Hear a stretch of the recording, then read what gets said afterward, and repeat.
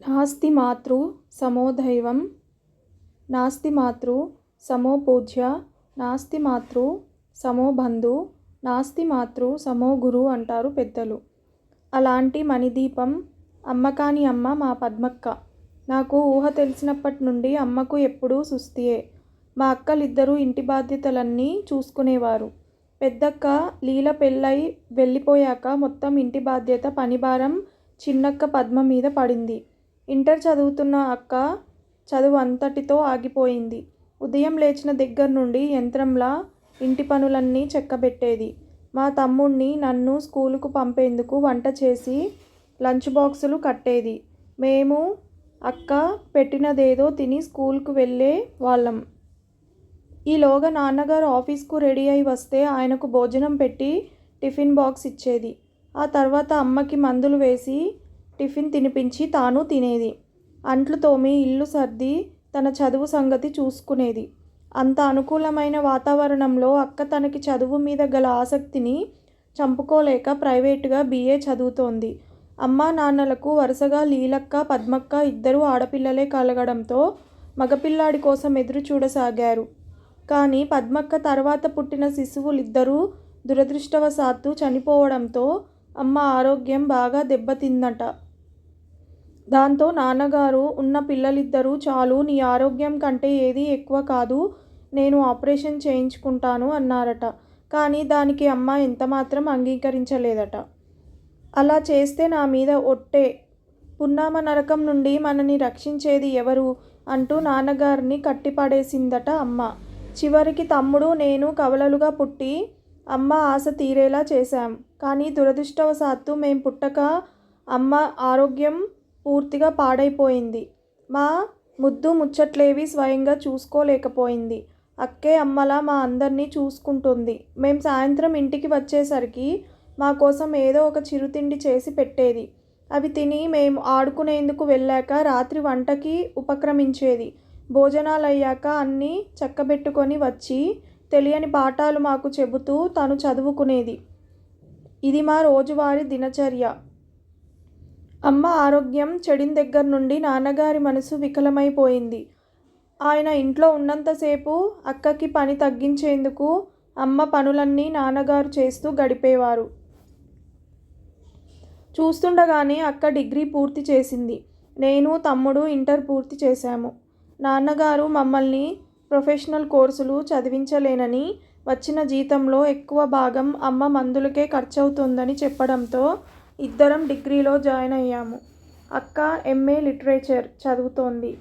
అక్క చదవడం చూసి, ఇంత చదువుకున్న నీ కూతురికి మొగుణ్ణి తేవాలంటే ఎన్ని లక్షలు గుమ్మరించాలో తెలుసా, చదివింది చాలు గాని ఇంక సరిపెట్టమను అంటూ మా మేనత్తలు, ఇతర బంధువులు హెచ్చరించారు. కానీ నాన్నగారు, విద్య మనిషికి ఆభరణం లాంటిది. అది మనకు సంపదలు ఉన్నా లేకున్నా మణిదీపంలా ప్రకాశించి దిక్సూచిలా దారి చూపుతుంది. నేను నా పిల్లలకు ఆస్తులు అంతస్తులు ఏమీ ఇవ్వలేదు. ఇల్లాలి చదువు ఇంటికి ప్రపంచానికి వెలుగు అంటారు. అలా నా కూతురు ఇల్లు దిద్దుతూ తన తమ్ముళ్ళిద్దరినీ చదివిస్తూ తనంతట తాను చదువుకొని వృద్ధిలోకి వస్తుంటే నేనెలా కాదనగలను? చదువుకోనివ్వండి, భగవంతుడు దానికి మంచి దారి చూపకపోడు అన్నారు ఆశాభావంతో. అలా అక్క ఏ కాలేజీల్లోనూ యూనివర్సిటీలోనూ చేరకుండానే MA పూర్తి చేసింది. చదువయ్యాక ఒక ప్రైవేట్ కాలేజీలో ఇంగ్లీష్ లెక్చరర్గా చేరింది. అక్క ఇంటా బయట చాలా కష్టపడుతుందని నాన్నగారు, ఎందుకమ్మా ఇంటి చాకిరీతో పాటు ఈ ఉద్యోగం, ఇలా అయితే నీ ఆరోగ్యం ఏం కాను అన్నారు ఆరాటంగా. మరేం పర్వాలేదు నాన్నగారు, వేన్నీళ్లకు చన్నీళ్లగా తోడ్పడుతుంది నా జీవితం. తమ్ముళ్ళిద్దరివి డిగ్రీలు పూర్తి అయితే ఫీజులకు, అలాగే మన ఇంటి పరిస్థితుల దృష్ట్యా అదనపు ఆదాయం ఇప్పుడు చాలా అవసరం కదా అంది అక్క నచ్చజెప్తూ. తమ్ముడు ఇంకేం ఫస్ట్ ఇయర్లో ఉండగా బ్యాంక్ టెస్టులు రాసి సెలెక్ట్ అయి ఉద్యోగంలో జాయిన్ అయిపోయాడు. నేను రాశాను కానీ సెలెక్ట్ కాలేదు. నేను PG పూర్తి చేశాను. మొదటిసారి ఇంటర్వ్యూకి బయలుదేరాను. నాన్నగారు, అక్క నాకు బెస్ట్ విషెస్ చెప్పి పంపించారు. నేను కూడా చాలా బాగా ప్రిపేర్ అయ్యాను. వారడిగిన దానికి సంతృప్తికరంగానే సమాధానాలు చెప్పాను. తప్పక సెలెక్ట్ అవుతానని అనుకున్నాను. తీరా వారు ఎంపిక చేసిన జాబితాలో నా పేరు లేకపోవడంతో తీవ్రమైన నిరాశకు గురయ్యాను. ముఖం వేలాడేసుకొని ఇంటికి రావడంతో ఇంట్లో అందరికీ అర్థమైపోయింది నాకా ఉద్యోగం రాలేదని. అందుకని ఎవరూ ఏమీ అడగలేదు. నేను భోజనం మానుకొని డీలా పడి కూర్చోవడం చూసి అక్క నా దగ్గరకు వచ్చి, ఏంట్రా రాము ఇది? ఒక్క ఇంటర్వ్యూతోనే అంతా ముగిసినట్టేనా? వాళ్ళందరికీ వచ్చాయి, నాకు రాలేదని దిగులు పడకురా. కింద పడకుండా ముందుకు సాగడంలో గొప్పతనం ఏమీ లేదురా. కింద పడిన ప్రతిసారి రెట్టింపు ఉత్సాహంతో లేచి నిలబడి ముందుకు సాగాలి.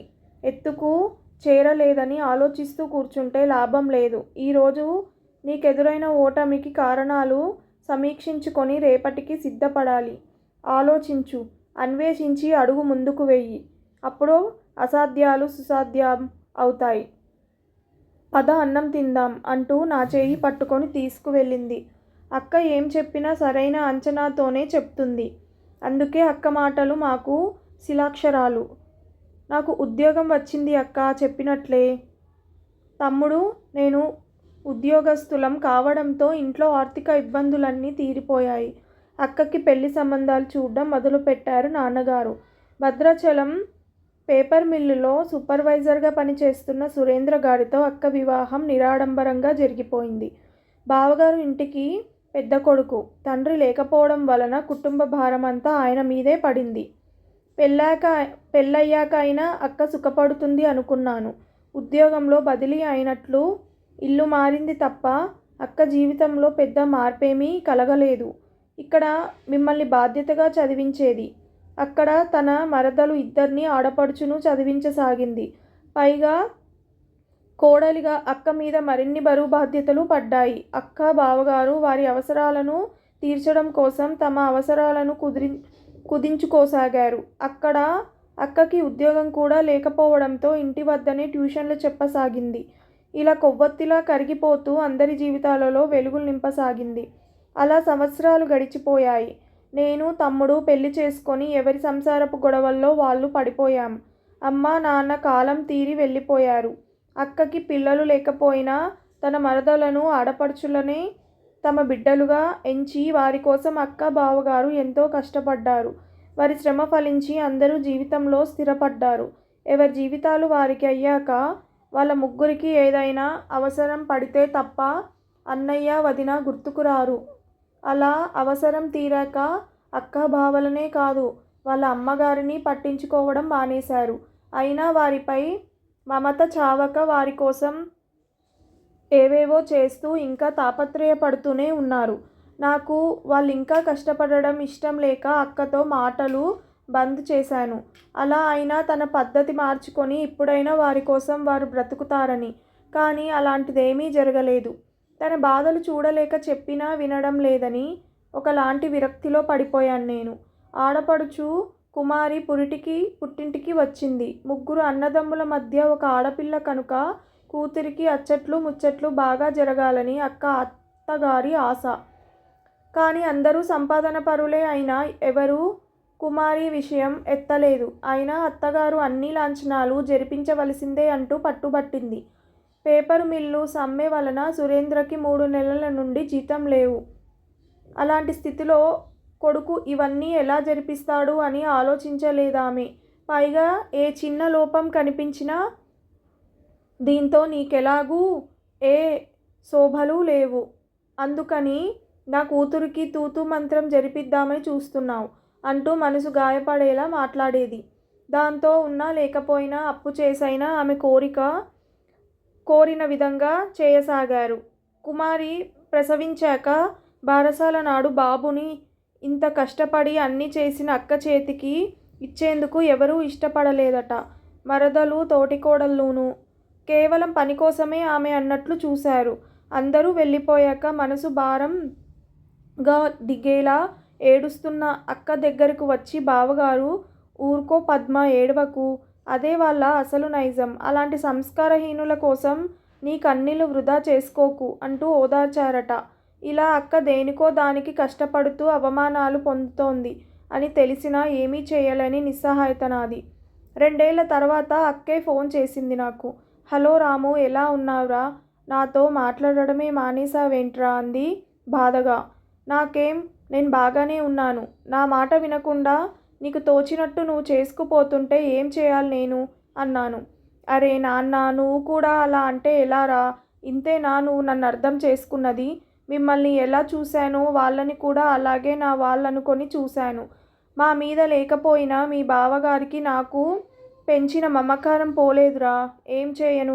సరే అవన్నీ ఎందుకులే కానీ, మీ బావగారికి 15 రోజుల క్రితం మైల్డ్గా హార్ట్ అటాక్ వచ్చింది. ఇప్పుడు బాగానే ఉంది. 2 రోజుల క్రితం ఇంటికి తీసుకువచ్చాను.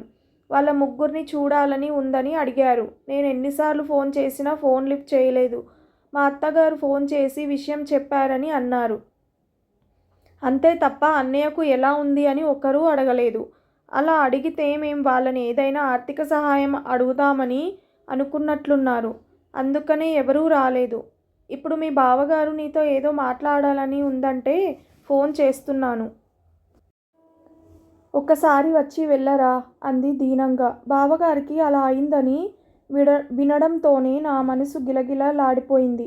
ఏంటక్కా, ఇంత జరిగినా నాకొక్క మాట కూడా చెప్పలేదు అన్నాను నేను నిష్ఠూరంగా. ఎక్కడ్రా, ఒక్కదాన్ని అన్నీ చూసుకోవాల్సి వచ్చింది. అయినా నీ మనసు నాకు తెలియదా? వెంటనే బయలుదేరిరా అంటూ ఫోన్ పెట్టేసింది. నాకు మాట్లాడే అవకాశం ఇవ్వకుండా వెంటనే బయలుదేరాను. నన్ను చూడగానే బావగారి ముఖంలోకి కాంతి వచ్చింది. నా చేతిని ఆర్తిగా పట్టుకొని, వచ్చావా రాము, మా మీద కోపం తగ్గిందా అని అడిగారు. బావగారిని ఆ స్థితిలో చూడడంతోనే నాకు కన్నీళ్ళు ఆగలేదు. అయ్యో అదేం లేదు బావగారు, మీ మీద నాకు కోపం ఏమిటి అన్నాను బాధగా. నాకు తెలుసులే నీ మనసు నవనీతమని. నిన్నిప్పుడు ఎందుకు పిలిచానంటే, నాకేదైనా అయితే మీ అక్క బాధ్యతను నువ్వు తీసుకోవాలని రిక్వెస్ట్ చేద్దామని అంటున్న బావగారి మాటలను అక్క పూర్తి చెయ్యనివ్వలేదు. అందుకేనా వీడిని రమ్మన్నారు? మీరు అలాంటి మాటలు మాట్లాడి నన్ను బాధ పెట్టకండి. మీకేం కాదు అంది అక్క ఏడ్చేస్తూ. కాదు పద్మ, నన్ను చెప్పనివ్వు అంటూ నా వైపు తిరిగి, రాము, మా తమ్ముళ్లను మా చెల్లిని మేము కన్న బిడ్డల్లా చూసుకున్నాం. కానీ వాళ్ళు మమ్మల్ని అవసరానికి వాడుకున్నారే గాని కొంచెం కూడా మమకారం లేదు. నాకింత సుస్థి చేస్తే చూసేందుకు ఎవరూ రాలేదు. మీ అక్క నా కోసం ఇంత అవస్థ పడుతుంటే ఇలాంటప్పుడైనా మా అమ్మని ఎవరూ తీసుకువెళ్తామని అనలేదు. అసలు వాళ్ళకి బాధ్యత కానీ మానవత్వం కానీ లేనే లేదు. ఇప్పుడే ఇలా ఉంది, రేపు నాకేదైనా అయితే మీ అక్క పరిస్థితి ఏమిటి? తనని నువ్వే చూసుకోవాలి. అందుకే పిలిచాను. మీ అక్కకి పెన్షన్ వస్తుంది కనుక ఆర్థికపరమైన ఇబ్బంది ఏమీ ఉండదు.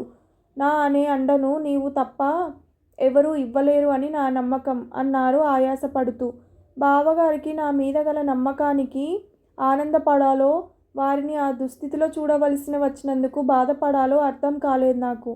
నేను 2 చేతులతో ఆయన చేతులు గట్టిగా పట్టుకొని, అక్క విషయంలో మీరేం దిగులు పడకండి బావగారు, తనని నా ప్రాణంతో సమానంగా చూసుకుంటాను. అవన్నీ తర్వాత సంగతులు. ముందు మీరిద్దరూ నాతో బయలుదేరండి విశాఖపట్నం. అక్కడ మంచి మంచి స్పెషలిస్టులున్నారు, వారికి చూపిస్తాను అన్నాను ఉద్వేగంగా. నాకు తెలుసు రాము, నీ మనసు. ఈ పరిస్థితుల్లో ప్రయాణం చేయలేను అన్నారు నీరసంగా. పర్వాలేదు బావగారు, నేను జాగ్రత్తగా కారులో తీసుకువెళ్తాను. అందుకే కారు తెచ్చాను అన్నాను నచ్చ చెప్తున్నట్లుగా. అక్క బావగారి వైపు ఆశగా చూస్తూ, వెళ్దామండి రాముతో, అక్కడ ఇక్కడ కంటే మంచి డాక్టర్లున్నారు అంది. మా ఇద్దరి మాట తోసిపుచ్చలేక బావగారు సరేనన్నారు. అక్క నిశ్చింతగా సామాన్లు సర్దుకోసాగింది. అలా ప్రేమకు చిరునామా అయిన ఆ పుణ్య దంపతులను నా ఇంటికి తీసుకువెళ్ళే అవకాశాన్ని దక్కించుకున్నాను. ఈ కథ కనుక మీకు నచ్చితే ప్లీజ్ సబ్స్క్రైబ్ చేయండి, అలాగే లైక్ చేయండి, షేర్ చేయండి. Thank you so much for watching this video.